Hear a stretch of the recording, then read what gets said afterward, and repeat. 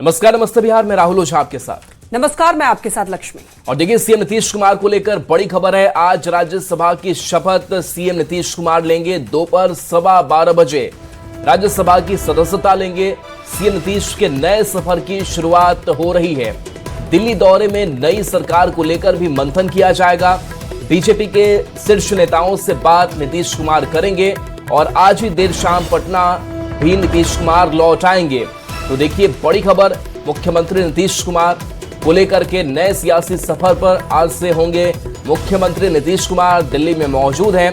बता दें कि नीतीश कुमार आज राज्यसभा की सदस्यता लेंगे और आज ही उन्हें पटना लौट जाना है, जिसके बाद से नीतीश कुमार अपनी आखिरी बैठक भी करेंगे, इस्तीफा भी देंगे। ये औपचारिकताएं पूरी होगी और इन सबके बीच माना जा रहा है कि बीजेपी शीर्ष नेतृत्व के साथ मिलकर महामंथन भी किया जाएगा कि नई सरकार का स्वरूप क्या होगा और बाकी सीएम के चेहरे पर भी बातचीत जो है वो की जाएगी। वहीं आज शाम में ही जो बीजेपी कोर ग्रुप की बैठक है वो भी होनी है। तो दिल्ली में जो सियासी हलचल है वो खास करके नीतीश कुमार को लेकर के बढ़ी हुई है और जो वक्त है वो दोपहर 12:15 बजे का रखा गया है। और देखिए, इस बार जो राज्यसभा सदस्य चुने गए हैं बिहार से, उसमें सिर्फ और सिर्फ आज अकेले मुख्यमंत्री नीतीश कुमार शपथ लेंगे। चूंकि नई सरकार का गठन जल्द करना है,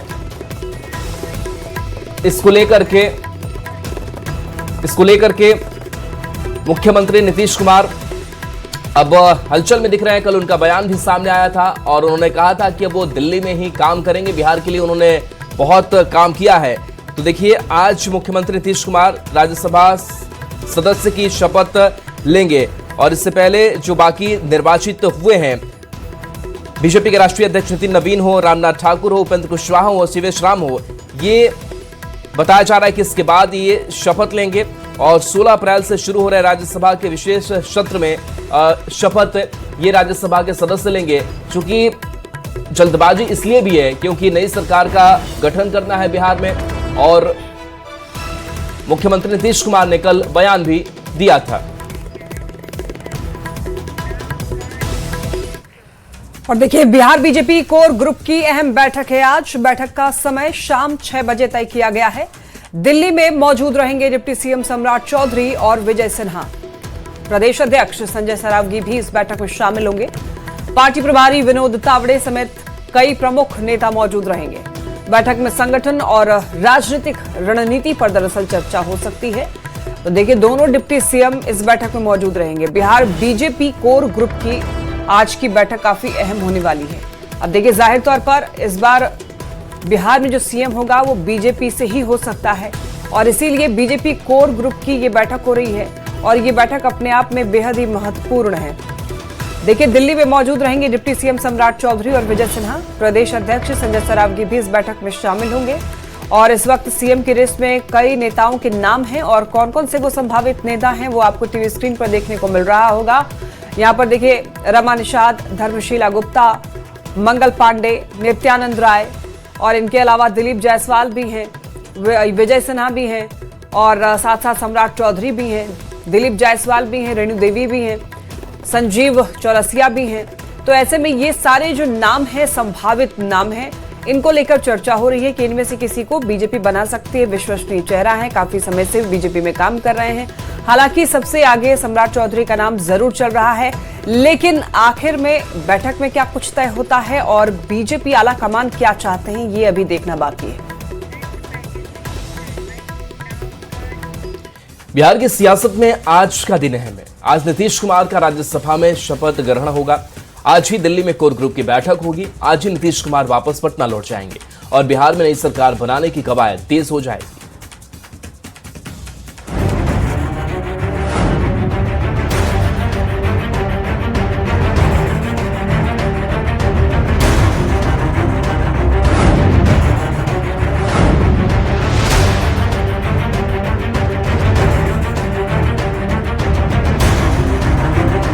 बिहार की राजनीति के लिए आज बेहद अहम दिन है। सीएम नीतीश कुमार दिल्ली पहुंच चुके हैं। नीतीश की ये दिल्ली यात्रा कोई सामान्य नहीं, बल्कि उनकी ये यात्रा बिहार की राजनीति के नए सफर की शुरुआत भी है।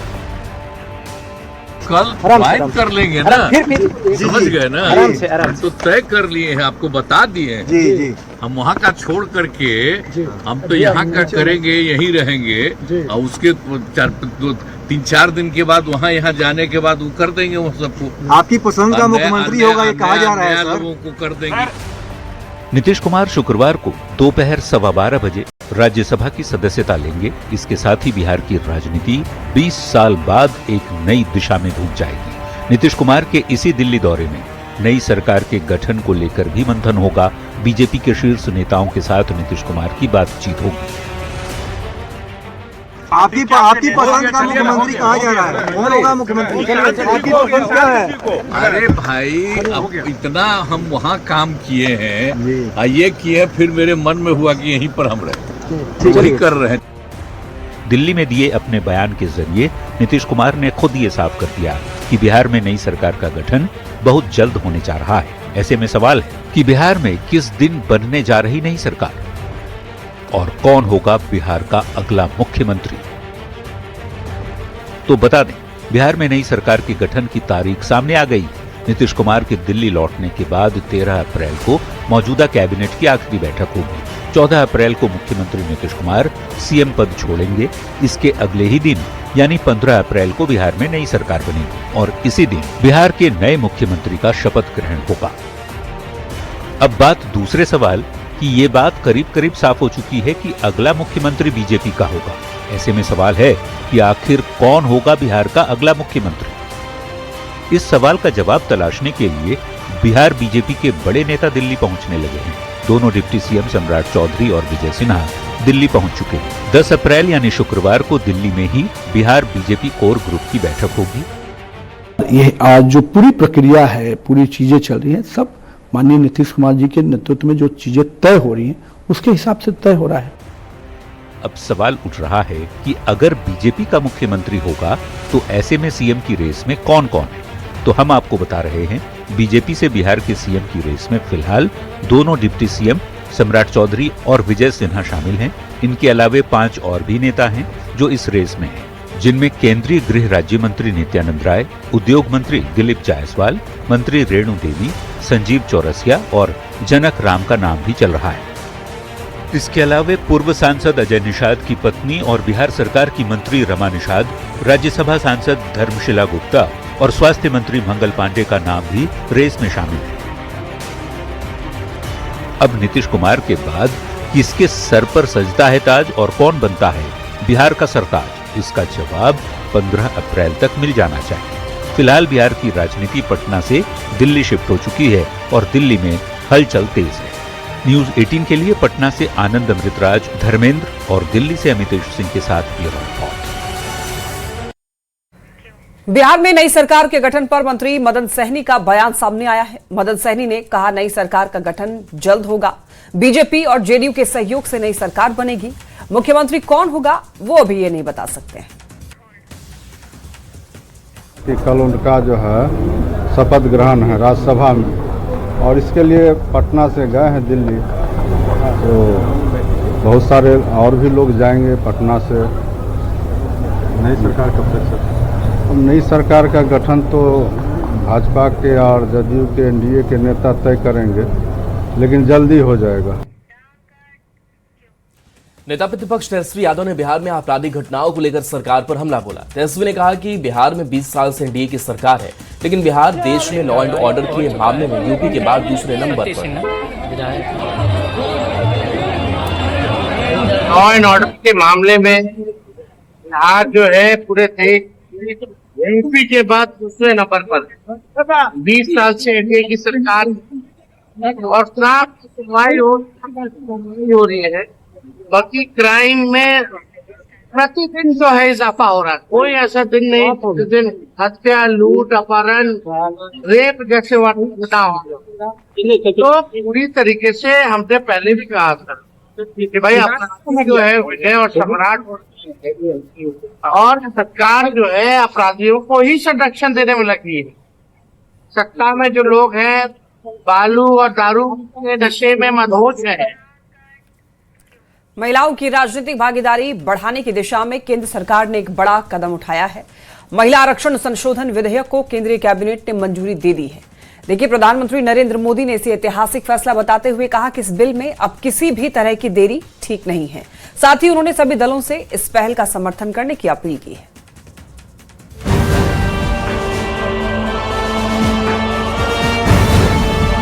महिला आरक्षण संशोधन विधेयक को लेकर केंद्र सरकार ने बड़ा फैसला लिया। केंद्रीय कैबिनेट से मंजूरी मिलने के बाद अब इस बिल को संसद में पेश किए जाने की तैयारी है। प्रधानमंत्री नरेंद्र मोदी ने नमो ऐप पर लिखे अपने ब्लॉग और वीडियो संदेश में कहा कि नारी शक्ति देश की लगभग आधी आबादी का प्रतिनिधित्व करती है और राजनीति में उनकी भागीदारी बढ़ाना लोकतंत्र को मजबूत करने के लिए बेहद जरूरी है। उन्होंने कहा कि सितंबर 2023 में संसद में सर्वसम्मति से नारी शक्ति वंदन अधिनियम पारित किया गया था और अब समय है 2029 के लोकसभा चुनाव और आने वाले विधानसभा चुनाव महिला आरक्षण के प्रावधानों के साथ कराए जाएं। हमने कुछ वर्ष पहले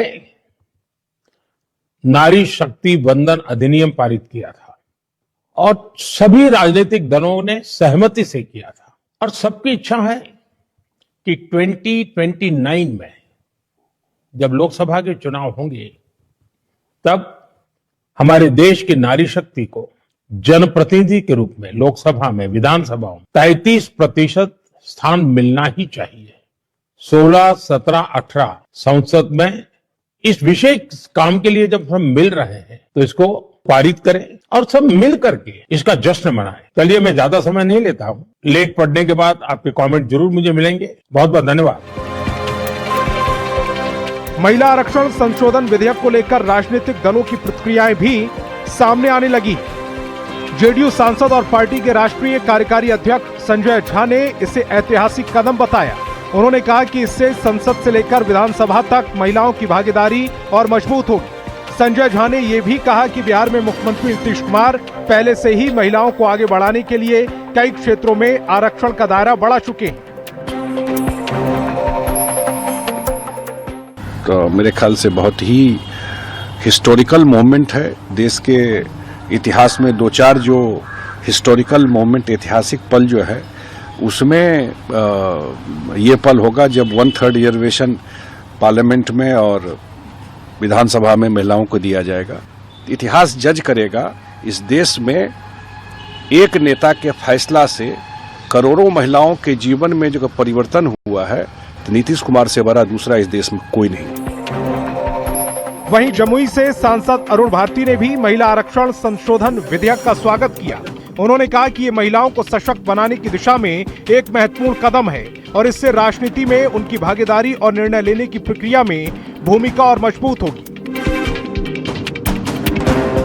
देश की आधी आबादी है, अगर उसको आप 1/3 अधिकार आज दे रहे हैं, ये स्वागत योग्य कदम है। भविष्य में तो क्योंकि आधी आबादी है तो उनका अधिकार भी आधे पे बनता है, लेकिन फिलहाल जो कदम लिए हैं एनडीए सरकार ने, हम लोग उसका स्वागत करते हैं। इस बिल पे हम लोग केंद्र सरकार का सहयोग करते हैं।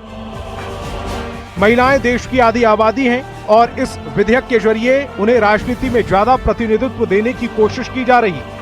अब सबकी नजर इस बात पर है कि संसद में ये विधेयक कब पेश होगा और इसे कब तक कानून का रूप मिल पाता है। न्यूज़ 18 के लिए दिल्ली से अमितेश सिंह के साथ जमुई से केसी कुंदन की रिपोर्ट।